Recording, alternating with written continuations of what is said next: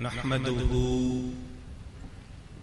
ونصلي ونسلم على رسوله الكريم وعلى آله وصحبه أجمعين. أما بعد، أعوذ بالله من الشيطان الرجيم. بسم الله الرحمن الرحيم. اهدنا الصراط المستقيم صراط الذين أنعمت عليهم غير المغضوب عليهم ولا الضالين. صدق اللہ العلی العظیم. محبت کے ساتھ ایک مرتبہ دروشی پڑھ لیجئے. اللهم صل على سيدنا ومولانا محمد معدن الجود والكرم وآله وصحبه وبارك وسلم. الصلاة والسلام عليك يا رسول الله، الصلاة والسلام عليك يا حبيب الله، الصلاة والسلام عليك يا رحمة للعالمين، وعلى آلك وأصحابك يا شفيع المذنبين. میزبان محفل محترم جناب سید محمد اسلم غزالی صاحب، زعمائے ملت محترم جناب حضرت خواجہ رضی حیدر صاحب اور برادران طریقت، برادران محبت،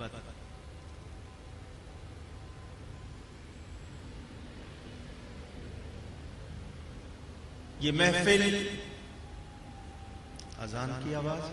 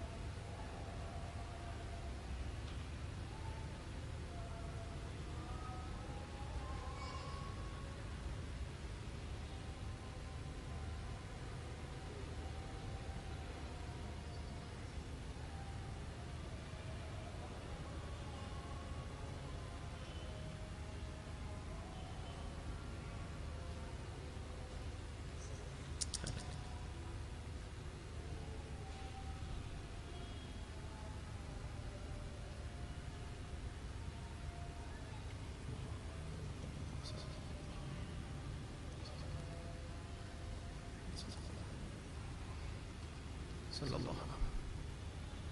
بسم اللہ الرحمن الرحیم. آپ کو مجھ سے قبل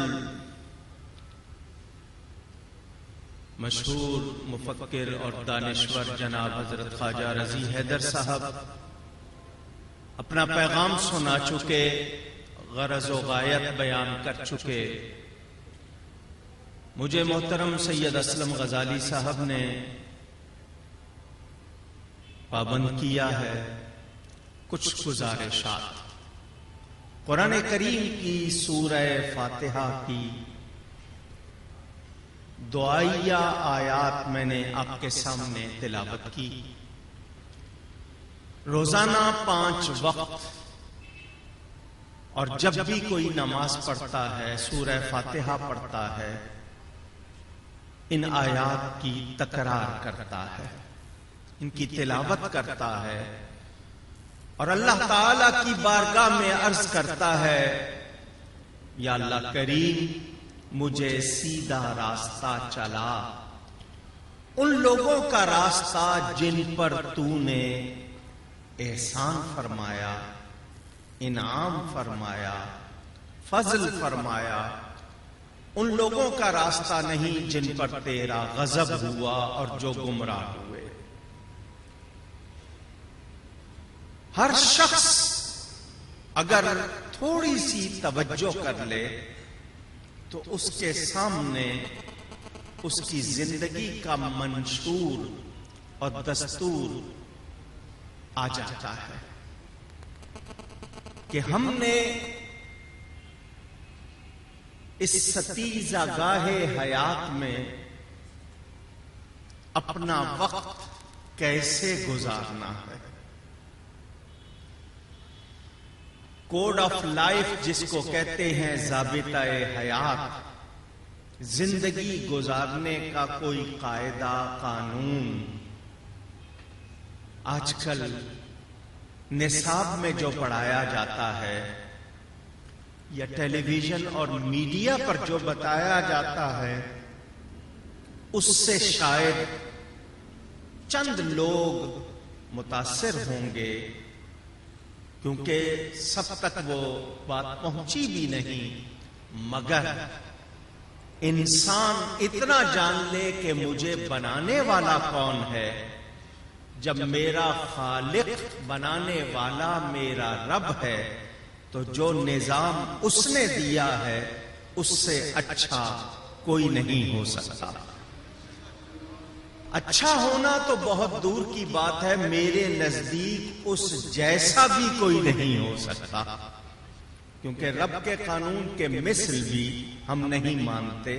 ہاں، کچھ لوگ تھوڑی سی باتیں ایڈاپٹ کر لیتے ہیں، اس میں تھوڑی سی ان کی تمثیل کی گنجائش آ جاتی ہے، لیکن اس کے مثل نہیں ہوتا۔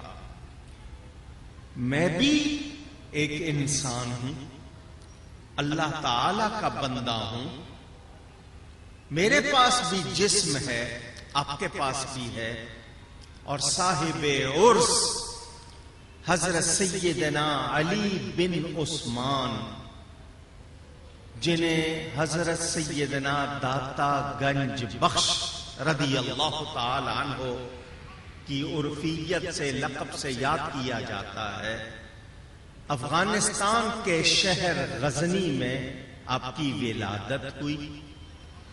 اس غزنی کے 2 محلے تھے، علاقے تھے، ایک کا نام جلاب یا جلاب، دوسرے کا نام حجویر، جسے ہم حجویر اکثر کہتے ہیں، یہ حجویر لفظ ہے، حجویری یہ آپ کا صحیح، کیونکہ حجب کے معنی تو ویسے بھی لغت میں دیکھے جائے تو دوسرے آتے ہیں۔ تو آپ کا ننیال جلاب میں تھا اور ددیال حجویر میں تھا، اس لیے آپ کے دونوں پکارے جاتے ہیں، جلابی بھی کہا جاتا ہے، حجویری بھی کہا جاتا ہے۔ ولادت 400 ہجری کے قریب بتائی جاتی ہے اور وفات 465 ہجری میں بتائی جاتی ہے۔ پیروں کے پیر، غوثوں کے غوث سیدنا غوث اعظم کی ولادت 470 ہے، بعضوں کے نزدیک 471 ہے۔ تو داتا صاحب غوث پاک سے 6 سال پہلے ہوئے ہیں، وفات پا چکے۔ اور یہ کتاب میں تو میں نے نہیں پڑھا، اپنے مرشد سے اتنی بات سنی ہے کہ غوث پاک یہ فرماتے تھے کہ داتا صاحب میرے زمانے میں ہوتے تو میں ان کی بیعت کرتا، مرید ہوتا۔ جہاں تک حالات زندگی بیان کرنے کا تعلق، آپ مقالے پڑھتے سنتے رہتے ہیں، میں نے 2 مسئلے آج آپ کے سامنے بیان کرنے ہیں۔ سب سے پہلی بات تو یہ کہ داتا صاحب نے تقریباً 400 سے زیادہ استادوں سے پڑھا ہے۔ کتنے؟ 400 سے زیادہ آپ کے اساتذہ جن کا آپ نے جگہ جگہ ذکر کیا ہے، اور علوم سے پوری طرح واصف ہو کر پھر آپ نے مرشد کی تلاش کی ہے، پھر بیعت کی ہے، بیعت کے بعد مجاہدہ کیا ہے، یعنی اپنے اندر وہ تبدیلی لائے ہیں جس کو دنیا آج کل صوفی ہونا کہتی ہے۔ پہلا مسئلہ صوفی کا بیان کرنا ہے، دوسرا مسئلہ تقلید کا بیان کرنا ہے۔ یہ 2 باتیں مجھ سے سن لیجئے، باقی علماء تشریف لائیں گے، ان کے بیانات آپ سے جو ہوں گے وہ آپ کو زیادہ معلومات دیں گے۔ میں غلطی کروں تو میری اصلاح کر دیں۔ صوفی ازم کے نام سے ایک اصطلاح، ایک ٹرم ہمارے ہاں کہیں سنی جاتی ہے۔ مجھ گناہگار کا موقف یہ ہے کہ اسلام میں کسی ازم کی گنجائش نہیں ہے۔ یہ صوفی ازم کوئی چیز نہیں ہے۔ اسلام میں عزم کی ضرورت ہے، ازم کی ضرورت نہیں ہے۔ جو روحانیت ہے، جس کو اسپریچولیٹی کہتے ہیں، یہ روحانیت اسلام ہے، جس میں کوئی بندہ صوفی بنتا ہے۔ یہ جو آج کل صوفی ازم بیان کیا جاتا ہے، جس کا تعلق کچھ لوگ ہندوؤں سے جوڑتے ہیں، کچھ لوگ ایران سے جوڑتے ہیں، کچھ لوگ فرانس سے جوڑتے ہیں کہ یہ صوفی بھلے سے آپ کسی خدا کو مانتے ہوں، کسی مذہب کو مانتے ہوں، عبادت کرتے ہوں یا نہ کرتے ہوں، حرام کرتے ہوں یا حلال کرتے ہوں، بس اپنے آپ کو لوگوں کی خدمت میں لگا دیں، یہ صوفیزم ہے۔ ہاں، اسلام کا اس سے کوئی تعلق، اونچی کہیے گا، اسلام نے لفظ ولی دیا ہے، قرآن میں بیان ہوا، اور اس کی پہچان نہ تو صوف بیان کی کہ اون کے کپڑے پہنے جائیں، نہ اس کی پہچان کوئی چوغا بیان کی۔ یہ جو لمبے سائز کا کرتا عربی لوگ آج کل پہنتے ہیں، جس کو عربی میں صوب، اور چونکہ سے کو وہ تے کی طرح بولتے ہیں، توب کہا جاتا ہے، یہ اسلامی لباس نہیں ہے، یہ عیسائیوں سے آیا ہے۔ ذہن میں رہے، نبی پاک صلی اللہ علیہ وسلم نے ایسا کوئی کرتا کبھی نہیں پہنا۔ آدھی پنڈلی تک تو روایتیں موجود ہیں لنگی باندھنے کی، اور جو کرتا گھٹنوں تک پہنا جاتا ہے، یہ نبی پاک صلی اللہ علیہ وسلم کا لباس تھا۔ البتہ جبہ سنت ہے، وہ آپ نے پہنا ہے، دونوں طرح کا، عربی عبایا بھی اور شامی طرز کا جبہ بھی، بازوؤں والا، حدیث میں اس کا ثبوت ہے۔ تو یہ لباس ظاہری طور پر اس طرح کا کوئی پہننا، یہ بھی کسی صوفی ہونے کی نشانی نہیں ہے۔ آج کل صوفی ازم کے نام پر آپ کے ملک میں بھی، انڈیا میں بھی اور دنیا میں بھی پرچار بہت کیا جا رہا ہے، اور اس کو اسلام سے الگ کر کے بتایا جا رہا ہے کہ وہ سب جگہ ہو سکتا ہے۔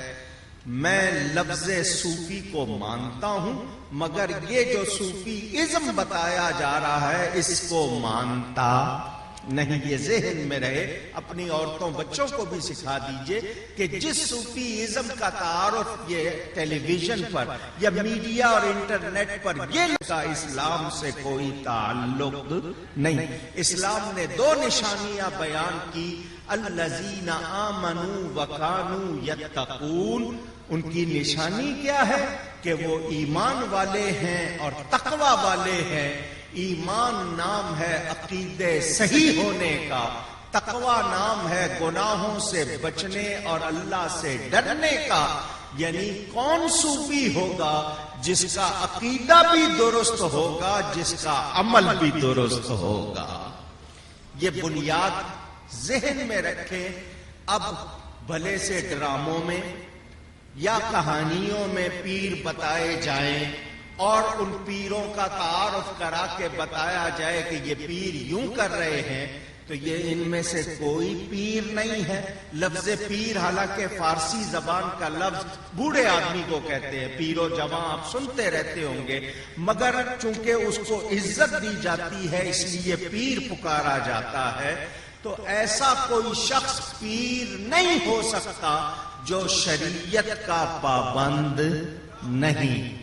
یہ ذہن میں رکھیں۔ ہمارے اس شہر میں خاص طور پر اور ملک میں ایک نیا سلسلہ شروع ہو گیا ہے، سواری آتی ہے۔ دکانیں بنی ہوئی ہیں، عورتوں نے بھی بنا لی ہیں، مردوں نے بھی بنا لی ہیں کہ اس پر غوث پاک کی سواری آتی ہے، اس پر خواجہ صاحب کی سواری آتی ہے، اس پر فلاں صاحب کی سواری آتی ہے، اور عورتیں تک کہیں کہ سواری آتی ہے۔ تو یہ جتنی باتیں کی جا رہی ہیں نہ اس کا دین سے تعلق ہے نہ اہل سنت سے تعلق ہے۔ کہتے ہیں جی مولوی کی شریعت اور ہے، فقیر کی فقیری اور طریقت اور ہے۔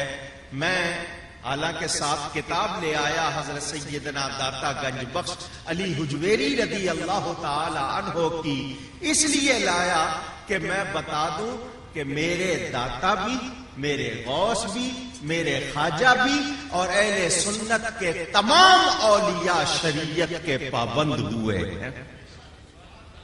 داتا صاحب کا اپنا بیان سنیے ان کی کتاب سے۔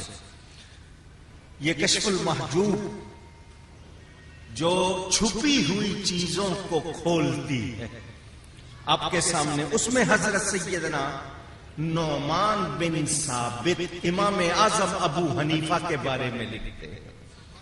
داتا صاحب فرماتے ہیں چاروں اماموں میں سے میں سوچ رہا تھا کہ کس کے پیچھے لگوں۔ امام اعظم ابو حنیفہ، امام شافعی، امام مالک، امام احمد، ان چاروں میں سے کس کے پیچھے لگوں رضی اللہ عنہم، چاروں سچے، چاروں سنی، کس کے پیچھے لگوں؟ یہ کون سوچ رہے ہیں؟ آواز آئے؟ حالانکہ خود مجتہد کے درجے پر ہیں، درجہ استناد حاصل ہے، خود اس لائق ہیں کہ اجتہاد کر سکیں، علم میں اونچا مقام ہے، بلکہ اس وقت گفتگو کرنے والے آج کے یہ کہتے ہیں پاک و ہند جس کو بر صغیر یا بر عظیم کہا جاتا ہے، اس میں وہ کہتے ہیں سب سے قابل اور عالم صوفی ہوئے ہیں تو حضرت داتا صاحب ہوئے ہیں۔ وہ حضرت داتا صاحب خود اس درجے پر ہو کے بھی تقلید چاہ رہے ہیں کہ میں کسی کا مقلد بنوں، تو داتا صاحب کہتے ہیں میں سوچ رہا تھا کہ کیا کروں، تو فرماتے ہیں میں نے کیا دیکھا کہ میں ایک دفعہ حضرت سیدنا بلال حبشی رضی اللہ تعالی عنہ کے مزار پر سو رہا تھا، ملک شام میں دمشق جس شہر کا نام ہے، ان کے مزار پر حاضری دے کے وہاں قریب میں لیٹ گیا، نیند آ گئی، خواب میں دیکھا کہ میں مکہ معظمہ میں ہوں۔ داتا صاحب فرما رہے ہیں نبی پاک صلی اللہ علیہ وسلم تشریف لائے، حرم جس کو آپ خانہ کعبہ کہتے ہیں، اس کے ایک دروازے کا نام ہے باب بنی شیبہ، اس سے نبی پاک صلی اللہ علیہ وسلم داخل ہوئے، اور میں نے دیکھا کہ حضور نے گود میں ایک بوڑھے کو لیا ہوا ہے، ایک شخص جو عمر میں زیادہ ہے، جس کو ہم اردو میں بوڑھا کہتے ہیں، اور حضور اس سے بچوں کی طرح شفقت فرما رہے ہیں، اس کے سر پہ ہاتھ پھیرنا، اس کو پیار کرنا، لیکن وہ ہے بوڑھا. تو میں آگے بڑھ کر قدم بوسی کرتا ہوں اور دیکھ کے سوچتا ہوں کہ یہ کون خوش نصیب ہے جس سے نبی پاک صلی اللہ علیہ وسلم اتنا پیار فرما رہے ہیں. تو نبی پاک نے میرے دل کا حال جان لیا. کون لکھ رہے ہیں؟ اونچی کہیے گا. عقیدے ذرا پہچانتے جائیں، میں اس لیے آپ کی توجہ کروا رہا ہوں. آج لوگ کہتے ہیں نبی کو خبر نہیں. داتا صاحب لکھتے ہیں حضور نے میرے دل کا حال جان لیا اور میری طرف اشارہ کر کے کہا اے علی بن عثمان، یہ تیرا اور مسلمانوں کا امام ابو حنیفہ ہے. اشارہ. یہ نعرہ آپ نے میری شان میں لگایا ہے.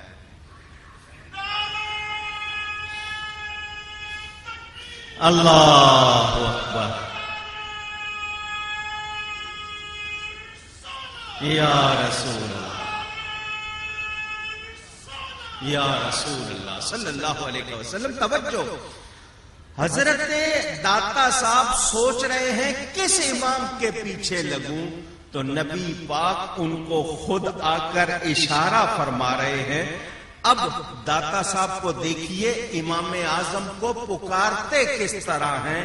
امامان مقتدائے اہل سنت.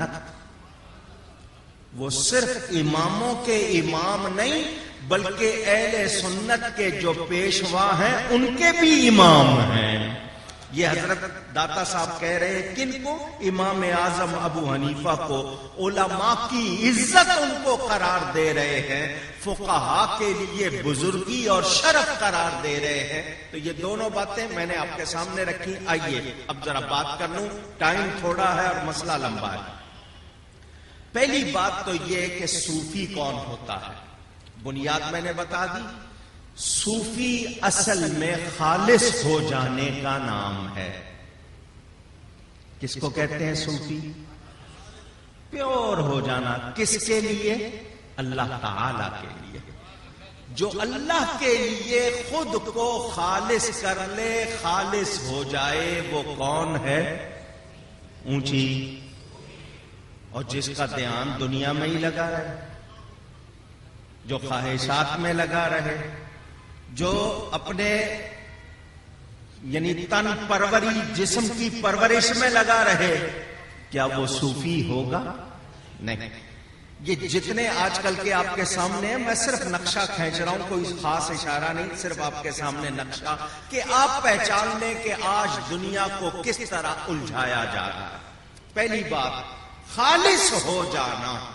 جیسا کہ حضرت سیدہ رابعہ بصری رضی اللہ تعالی عنہا کا بیان کہ اے اللہ، اگر میں دوزخ سے بچنے کے لیے عبادت کرتی ہوں تو مجھے دوزخ میں ڈال دے، اور اگر میں جہنم کے لالچ میں دعا کرتی ہوں تو جہنم کو پھونک دے. ہاں، اگر صرف تیرے لیے عبادت کرتی ہوں تو مجھے اپنا دیدار عطا کر. یہ انہوں نے بتا دیا.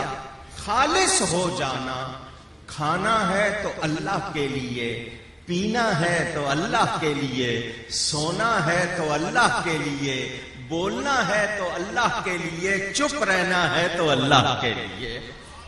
آئیے میں اس کو، حالانکہ ٹائم تھوڑا ہے، بہت مختصر کر کے سمجھا دیتا ہوں.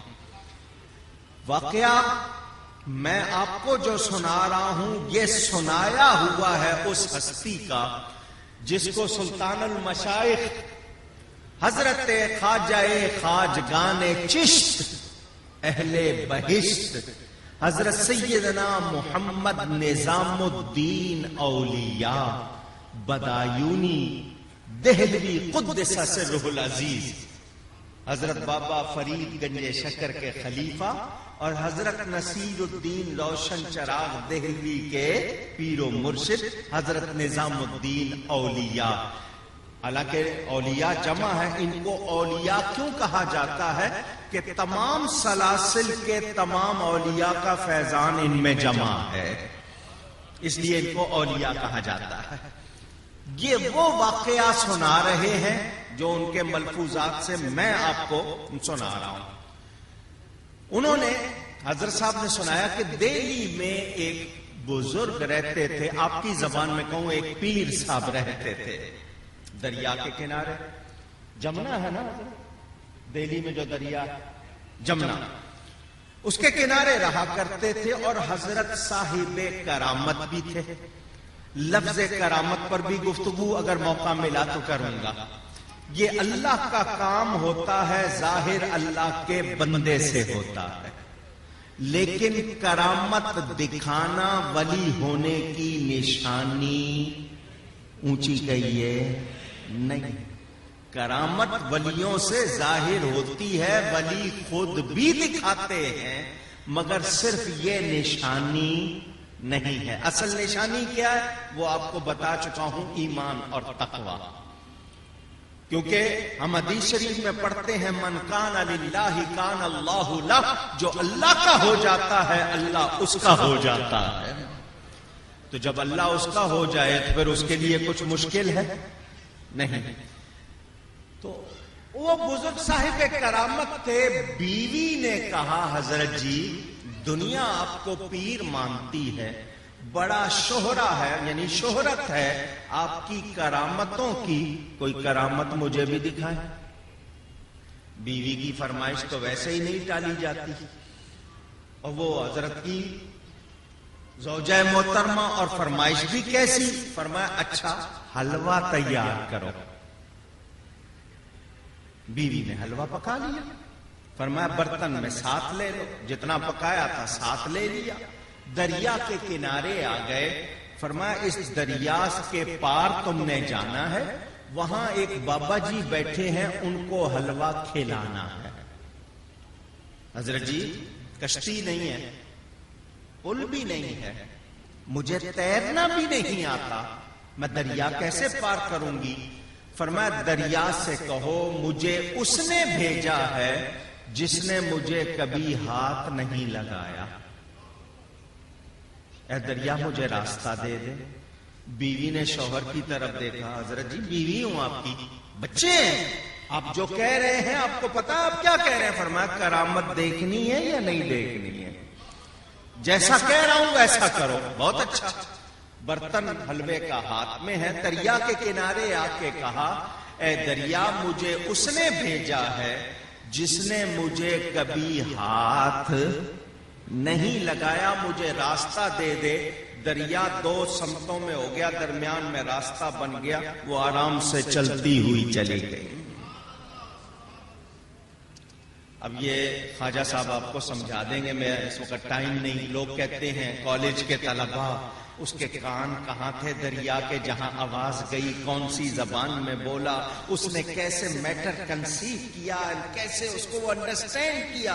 آج کل تو یہی ہے، یہ اتنی سی چپ بناتے ہیں، چپ کمپیوٹر کی، اس میں ساری دنیا آ سکتی ہے.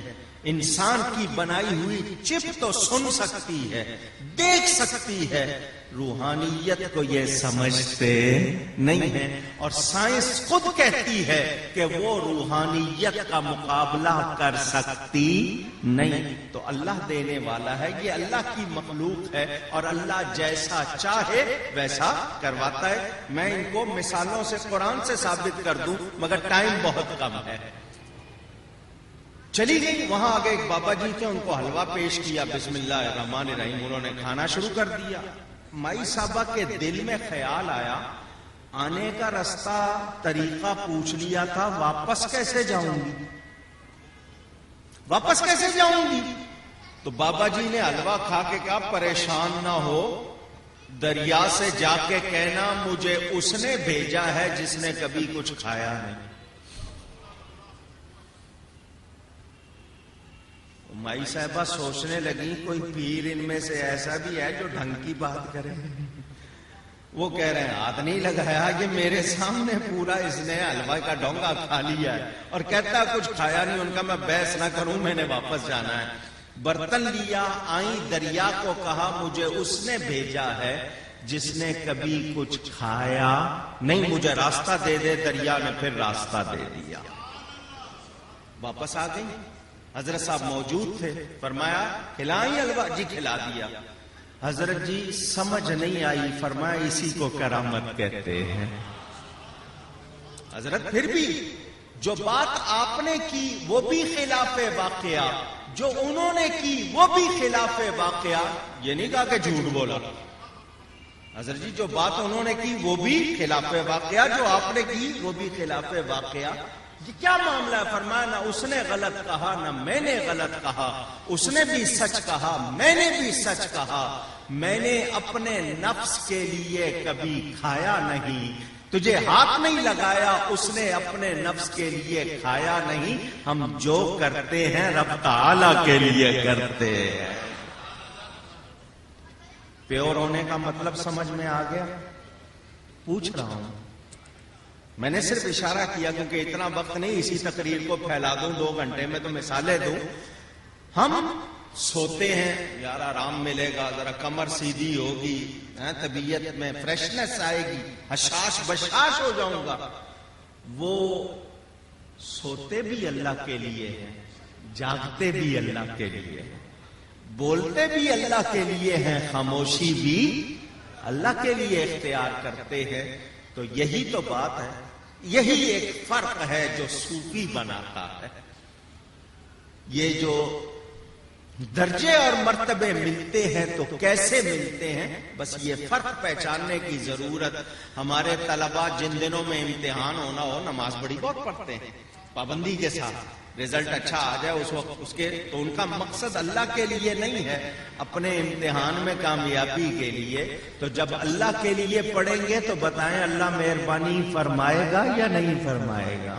تو جس کا جینا مرنا ہی اللہ کے لیے ہے تو پھر اللہ تعالیٰ اس کو وہ قرب عطا کرتا ہے کہ بخاری شریف میں اللہ کا فرمان، جب بندہ میرا پیارا بن جاتا ہے اس کے کان میں بن جاتا ہوں جس سے وہ سنتا ہے، اس کی آنکھ میں بن جاتا ہوں جس سے دیکھتا ہے، اس کے ہاتھ میں بن جاتا ہوں جس سے پکڑتا ہے۔ بندہ بندہ ہی رہتا ہے، خدا نہیں ہو جاتا، خدا بندے میں داخل نہیں ہو جاتا، بندہ بندہ رہتا ہے مگر اس میں قوت خدا کی آ جاتی ہے۔ پھر وہ بغداد میں ہو یا لاہور میں، کوئی پکارے وہ سنتا بھی ہے، دیکھتا بھی ہے، مدد بھی کرتا ہے۔ یہ اللہ کا فرمان ہے، کسی صوفی کا وہ قول نہیں جو جذب کے مستی کے عالم میں کہہ دیا ہو، یہ اللہ کا فرمان ہے کہ اس میں یہ خوبیاں آ جاتی ہیں۔ چنانچہ قلعہ خیبر جب فتح ہو گیا، بعد میں صحابہ 40 مل کر قلعہ خیبر کے دروازے کو ہلا رہے ہیں، ہلتا نہیں ہے۔ انہوں نے کہا اے علی تو نے ایک ہاتھ پر کیسے اٹھا لیا؟ ہم 40 آدمی ہلا رہے ہیں تو ہل نہیں رہا۔ فرمایا میں نے قوت جسمانی سے نہیں قوت ربانی سے اٹھایا تھا، کیونکہ ہاتھ بندے کے قوت خدا کی۔ علامہ اقبال نے اس کی ترجمانی کی ہے، میں نے کہا وقت نہیں آپ کو سناتا۔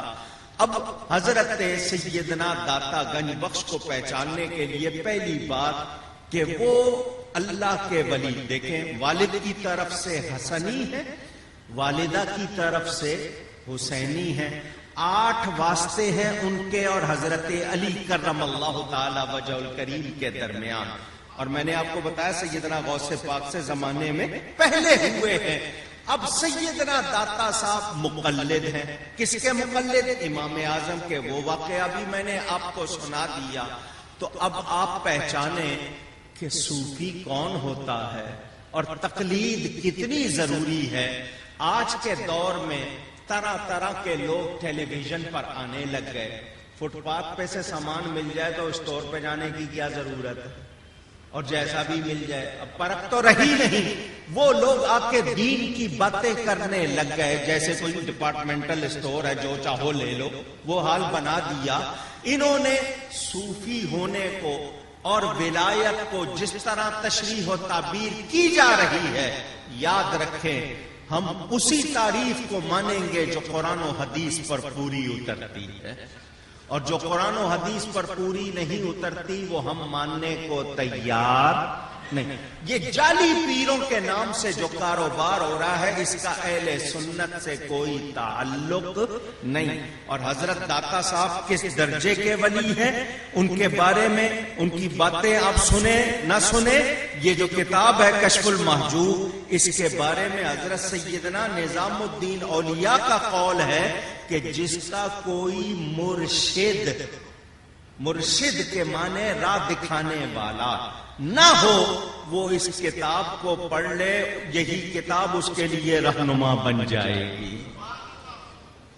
داتا کا لفظ بہت کھٹکتا ہے کچھ لوگوں کو. کہتے ہیں داتا، انہوں نے اسٹیکر بنائے ہوئے ہیں کہ داتا صرف اللہ ہے، غوث صرف اللہ ہے، غریب نواز صرف اللہ ہے، تمہارے یہ قبروں والے کچھ نہیں دیتے. میں نے کہا ہر سال اخبار پڑھ لیا کرو، ٹینڈر کھلتا ہے، داتا دربار پر جتنے دروازے ہیں ان پہ جو زائرین آتے ہیں جوتیاں رکھتے ہیں، وہ ٹینڈر ہی کتنے کا کھلتا ہے؟ 1.25 ارب روپے کا. تو ایک مزار کا بتا رہا ہوں، پورے پاکستان کے مزاروں کا بتاؤں گا تمہاری ہوا خشک ہو جائے گی. یہ تو وہ آج بھی دے رہے ہیں. اور وہاں جو گلے رکھے ہوئے ہیں ان سے کتنا نکلتا ہے؟ آپ نے بڑا وہ مشہور لطیفہ ہے سنا ہوگا کہ وہ لطیفے سے مراد نازک بات ہے، ہنسنے والی بات نہیں. اور یہ واقعہ ہے کہ ایک شخص تھا، اس کی بیچارے کی دہاڑی نہیں لگی، مزدوری نہیں ملی. وہ داتا دربار بالکل ساتھ سڑک چلتی تھی، پرانا دروازہ جو تھا، وہاں کھڑا ہو کے کہنے لگا داتا مجھے 5 روپے چاہیے،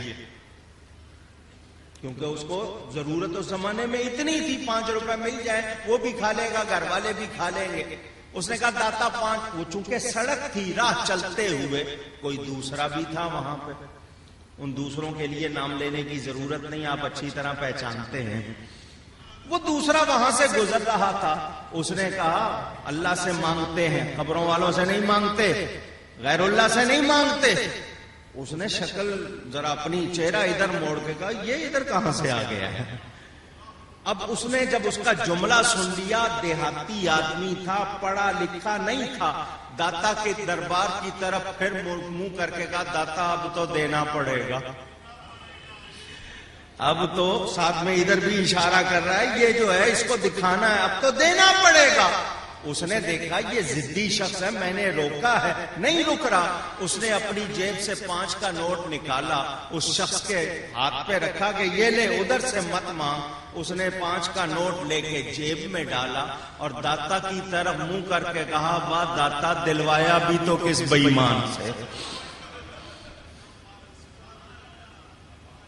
یہ میں نے کیوں بات کیا؟ پہچانے. ٹیلی ویژن پر بہت زیادہ یلغار ہے اور ہمارے نوجوان، ہماری عورتیں ان کے بہکاوے میں آ رہے ہیں. کوئی آتا ہے اس کو آیتوں کے سورتوں کے نمبر یاد ہیں تو لوگ کہتے ہیں بہت پڑھا لکھا ہے.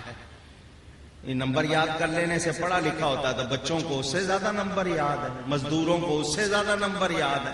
دکان پہ جاؤ تو ایک گاہک کو رکھ لیتے ہیں، آپ بندے کو رکھ لیتے ہیں، اس کو ایک ایک چیز کا ریٹ تک یاد ہوتا ہے، کوڈ یاد ہوتا ہے. یہ نمبر یاد کرنا کوئی علم کی نشانی نہیں. جو میرے نبی کا ادب نہ کرے، نسبتوں کا لحاظ نہ کرے، وہ عالم ہونا تو دور کی بات، وہ انسان کہلانے کا مستحق نہیں ہے. پہچانے. اور پھر وہ لوگ جو روحانیت کو، صوفی کو یہ کہتے ہیں کہ وہ مفلوج کر دیتا ہے، میں پوچھنا چاہتا ہوں اس بر عظیم میں نہیں، انڈونیشیا میں نہیں، ملیشیا میں نہیں، پوری دنیا میں بتاؤ اسلام پھیلایا کس نے ہے؟ اور پھر میرے یہ جملے یاد رکھ لیجئے گا، کہیں کام آئیں گے. میرے غوث پاک کا لقب محی الدین ہے، خواجہ صاحب کا لقب معین الدین ہے، حضرت خواجہ نقشبند کا لقب بہاء الدین ہے، حضرت خواجہ سہروردی کا لقب شہاب الدین. تو میں کہا کرتا ہوں محی الدین، معین الدین، بہاء الدین، شہاب الدین ہمارے پاس ہیں. قطب الدین، فرید الدین، نظام الدین، علاء الدین، نصیر الدین، مصلح الدین، یہ سب ہمارے پاس ہے. دین بھی ہمارے پاس ہے، دین والے بھی ہمارے پاس ہے. اللہ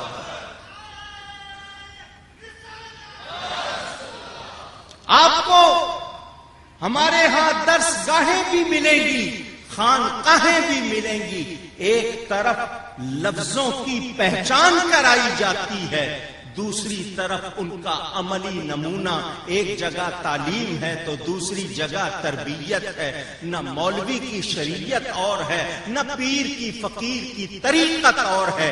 یہ دونوں ایک ہیں. ایک جگہ لفظ سکھائے جاتے ہیں، دوسری جگہ معنی سمجھائے جاتے ہیں. کوئی یہ کہے کہ نہیں طریقت جدا چیز ہے، تو جو شریعت کو نہیں مانتا وہ طریقت کا ماننے والا نہیں ہے. ذہن میں رہے. حضرت داتا صاحب کے عقائد پڑھ کے دیکھیں اور معلوم کریں. ہم جب ہر نماز میں یہ کہتے ہیں یا اللہ ہمیں ان لوگوں کے راستے پر چلا جن پر تو نے انعام فرمایا، تو داتا صاحب ان میں سے ہیں یا نہیں ہیں؟ تو ہم ان کے راستے پر چلنے کی دعا کرتے ہیں. اور ان صوفیاء کی خدمت کیا ہے؟ انہوں نے ہمارے اندر تزکیہ، تقوی، طہارت اور اسلام کی غیرت کے ان جذبوں کو نمایاں کیا ہے. بلکہ میں یہ کہوں کہ تعمیری پیکر بنائے ہیں تو ان اولیاء نے بنائے ہیں. دیکھیں نا، دارالعلوم دیوبند کا 100 سالہ جشن ہوا تھا. کہتے ہیں 10,000 سے زیادہ ان کے ملا جمع تھے. ایک عورت آئی تھی، ہندو آئی، ہندو چلی گئی. تم تو ایک عورت کو اتنے ہزار مل کر نہ بدل سکے. لاکھوں کا مجمع کیا بدلتا جب تمہارے علماء کچھ نہ کر سکے. اسی ہندوستان میں میرے خواجہ بھی آئے تھے، اکیلے آئے تھے، مگر جب اس دنیا سے گئے 95 لاکھ کافروں کو مسلمان کر کے گئے تھے. اللہ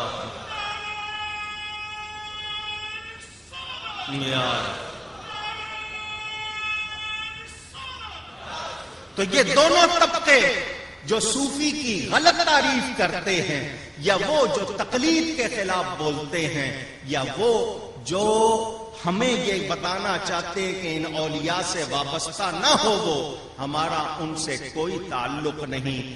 آج بھی سینٹرل ایشیا میں جا کر دیکھ لو، مسجدیں تو باقی نہ رہی، مزار آج بھی باقی ہیں اور ان سے فیضان آج بھی جاری ہے. ان کو یہی ڈر، جیسا کہ وائس رائے لارڈ کرزن نے لکھا تھا اپنی آٹو بایوگرافی میں کہ میں نے ہندوستان میں جو وقت گزارا سب سے عجیب انوکھی چیز یہ دیکھی، ایک قبر کو دیکھا جو آج بھی پورے ہندوستان پر حکومت کر رہی ہے، حضرت خواجہ صاحب کی. تو انہیں پتا ہے کہ آج بھی ان لوگوں کا فیضان جاری. تو یہ چاہتے ہیں اولیاء سے آپ کو دور کرنا. داتا صاحب نے بتا دیا تقلید بھی کرنی ہے، تطہیر بھی کرنی ہے، اپنے عقیدوں کو بھی قائم رکھنا ہے. ہم اللہ کے ولیوں کو مانتے ہیں، شیطان کے دوستوں کو مانتے نہیں. بس یہ پیغام دینا تھا. مبارکباد پیش کرتا ہوں سید اسلم غزالی صاحب کو، ان کے جذبے کو، ان کے شوق کو کہ وہ کراچی شہر میں حضرت سیدنا داتا صاحب کے عرس شریف سے کچھ دن پہلے یہ محفل سجا کر جہاں ان کی بارگاہ میں ہدیہ عقیدت پیش کرتے ہیں، وہاں ہمارے لیے بھی روحانی غذا کا انتظام ہو جاتا ہے. اللہ ان کی، ان کے ساتھیوں کی اس کاوش کو قبول فرمائے. مجھ سے گفتگو میں کہیں کوئی غلطی ہوئی ہو، اللہ کی بارگاہ میں توبہ کرتا ہوں. پورا مضمون بیان نہیں کر سکا، تاہم جتنا ہوا. والسلام علیکم ورحمۃ اللہ وبرکاتہ.